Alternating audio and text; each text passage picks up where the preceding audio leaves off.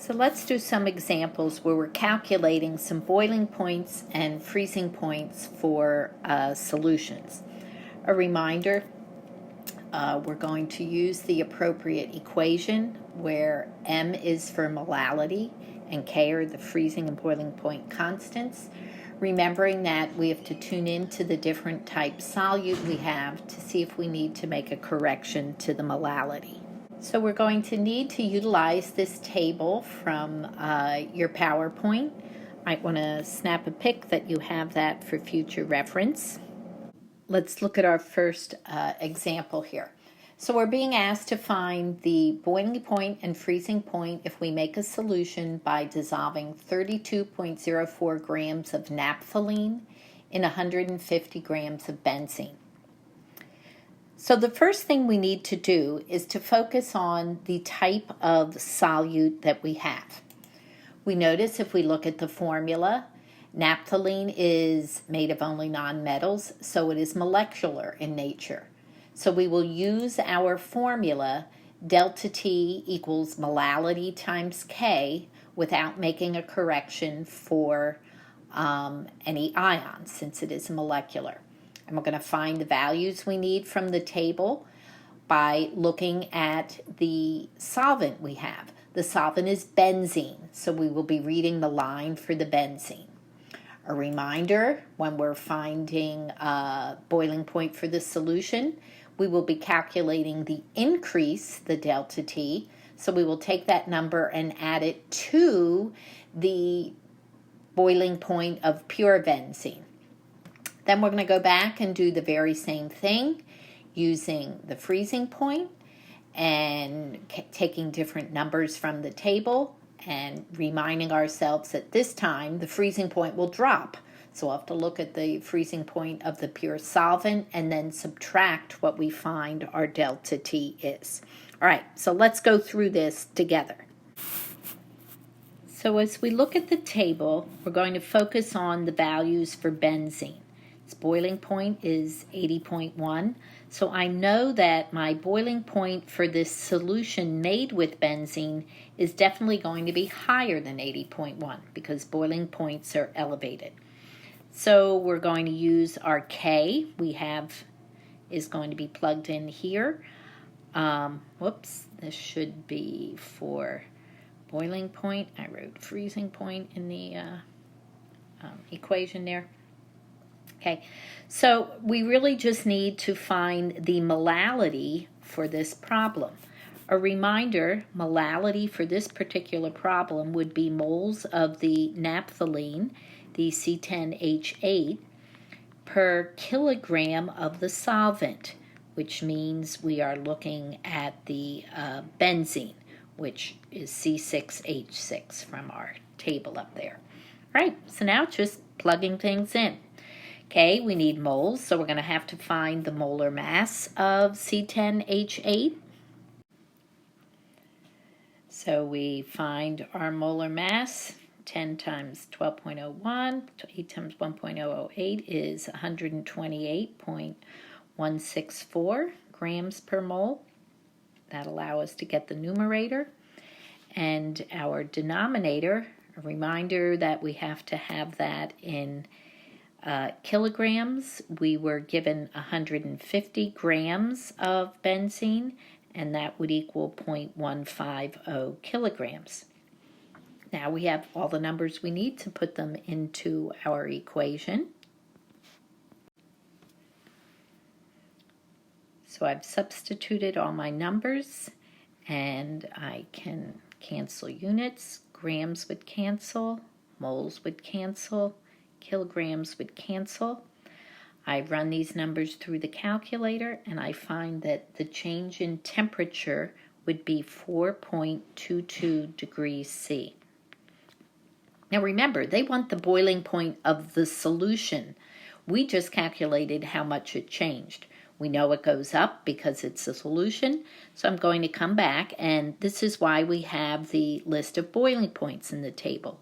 The original pure solvent would boil at 80.1. I know that it's going to change by 4.22 degrees in the positive direction, pushing it up.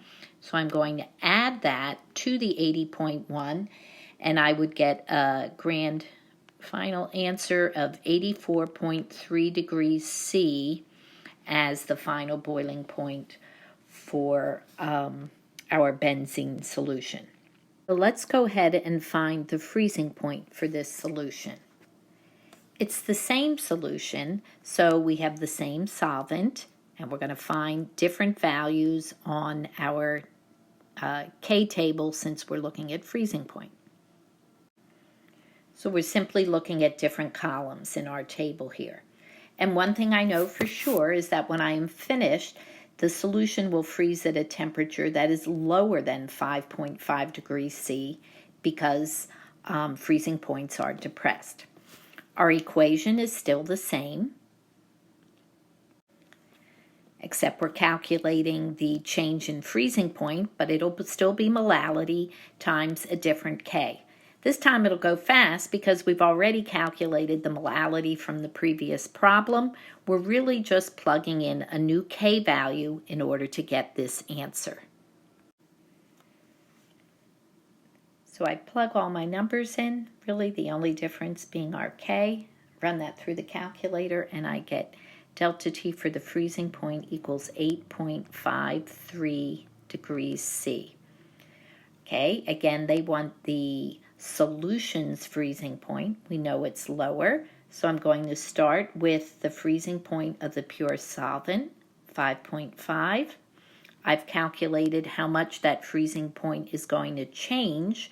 We know it always drops, so I am going to subtract 8.53, and I actually get a negative number. I will have a negative 3.0 degrees C for my final freezing point. Let's look at our second example problem. Again, we're being asked to find boiling and freezing points for a solution. This time, though, we're dissolving 55 grams of potassium sulfate in 475 milliliters of water. Now, notice they gave us a volume of our solvent there. We know we're using molality, so the density was provided. It's water, it's 1 gram per milliliter, so we can do that in our head. 475 milliliters when we solve a problem will be 475 grams. But notice in this problem that the potassium sulfate is an ionic solute. I have a metal and a polyatomic ion, and so it is going to dissociate. It is going to split into 2 potassium ions and 1 sulfate. So I'm going to have to make an adjustment to that molality. So it'll be the same equations for finding delta T, but I'm going to put that I in, showing that I'm going to make the correction for the number of ions. This time our solvent is water, so we'll be looking at different values on the table. Remembering that we're going to add our change to the boiling point we calculate, and then we're going to go through and do the very same thing for the freezing point. Same solute, still ionic, and we're going to have to make the correction there. Right? So let's go ahead and solve this problem. As we solve this problem with the ionic solute, we want to remember that we have to make the corrections, so we're going to use delta T for the boiling point will equal I times the molality times our K for our boiling point. So our I, as we mentioned earlier, is going to equal 3. We get 3 total ions, 2 potassiums, and 1 sulfate after they ionize, according to the formula we have there. So we need our solvent information. We're looking at water, and we want boiling points, so we're going to be looking at the appropriate column. We do know for sure that when we are finished, this solution will boil at a temperature higher than 100 because boiling points are elevated. So really, the only work that is necessary is to find the molality. And we want to remind ourselves that molality is moles of the solute per kilogram of the solvent.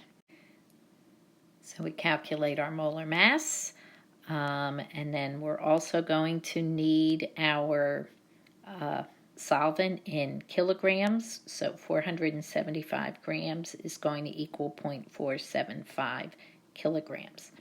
Now we simply need to plug everything into our equation. Cancel all our units. And we get the change in temperature is 1.02 degrees C. Again, that's the change. So we're going to start, and if we want the boiling point for the solution, we're going to add that change to 100, and we're going to just add everything we have there. So that's 101.02 degrees C. So notice using ionic compounds, you can change the temperature much more so than with a molecular solute. It's one of the reasons sometimes throwing salt in boiling water can add some taste, but the water will be boiling at a higher temperature. So depending on what you're cooking, you could effectively reduce your overall cooking time. Okay, now let's go back, and we're going to use this same problem and find a freezing point. We have very little to do. We've done most of the work. The only thing that's going to be different is the K we're going to use, and then we're going to remember that we have to subtract that value. So we want to be careful here that when we're looking at the solvent, this time we're copying the right numbers from the freezing column. And as we said before, we're plugging in all the numbers we had previously except for our new K value. Plugging those through the calculator, we get 3.71 degrees C. And a reminder, that's just the change. So the freezing point for the solution, we're going to go back and look at our freezing point for the pure solvent, which is 0. It is dropping 3.71 degrees, so we subtract that and get a negative 3.71 degrees C as our final freezing point. Notice, this is why we salt our roads in the winter. By putting an ionic compound on the roads, we are going to increase the effective freezing point depression for our solute. And by increasing the molarity, we can effectively lower that freezing point so that the water on our streets is not freezing at 0 degrees C, but it's something significantly lower than that. Okay. Just have 1 or 2 problems for you for homework, and good luck with those.